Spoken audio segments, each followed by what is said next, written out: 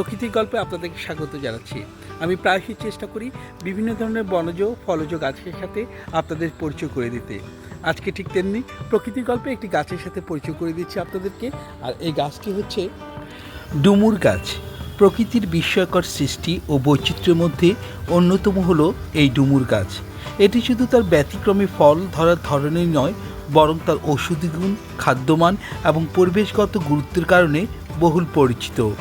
বৈজ্ঞানিকভাবে এর নাম হচ্ছে ফাইকাস রেসমোসা এবং বাংলায় এটি ডুমুর নামে পরিচিত। ইংরেজিতে একে ক্লাস্টার ফিগ বলা হয়। ডুমুর একটি মাঝারি আকৃতির গাছ, যা প্রায় 10 থেকে 15 মিটার পর্যন্ত উঁচু হতে পারে। এর পাতাগুলো মোটা, ডিম্বাকার ও সবুজ। গাছটির সবচেয়ে বড় অদ্ভুত বৈশিষ্ট্য হলো এটির ফল ধরে গাছের মূল কাণ্ড ও মোটা ডাল জুড়ে। এ ধরনের ফল ধরাকে কাউলিফেটরি বলা হয়, যা প্রকৃতিতে খুব বিরল। ডুমুর ফল সাধারণত গুচ্ছবদ্ধভাবে দেখা যায়। ফল কাঁচা অবস্থায় সবুজ এবং পাকলে তা লালচে বা বেগুনি হয়ে যায়। এটি খেতে সামান্য মিষ্টি ও একটু কষযুক্ত। কাঁচা ডুমুর ভাজি বা তরকারি হিসেবে খাওয়া যায়। পাকা ডুমুর কাঁচা খাওয়ার উপযোগী। শুকনো ডুমুর দিয়ে মিষ্টি জাতীয় খাবারও তৈরি করা হয়। ডুমুর গাছ বহু প্রাচীনকাল থেকে আয়ুর্বেদিক ও ইউনানি চিকিৎসায় ব্যবহৃত হয়ে আসছে। পাকা ডুমুর হজম শক্তি বাড়ায় এবং কোষ্ঠকাঠিন্য দূর করে। এর ছাল সিদ্ধ করে পান করলে ডায়াবেটিস নিয়ন্ত্রণে সাহায্য হয়।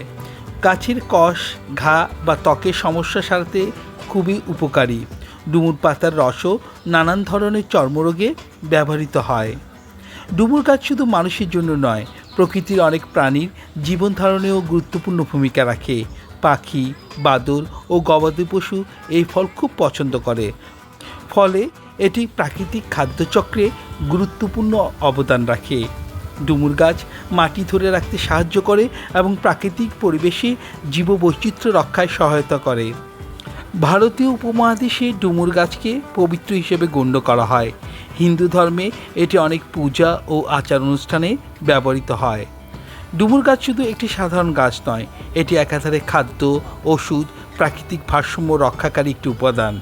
এর ফলন পদ্ধতি যেমন চমকপ্রদ, তেমনি এর উপকারিতাও অসীম। তাই এই গাছ রোপণ ও সংরক্ষণ আমাদের জীবনের জন্য অত্যন্ত গুরুত্বপূর্ণ।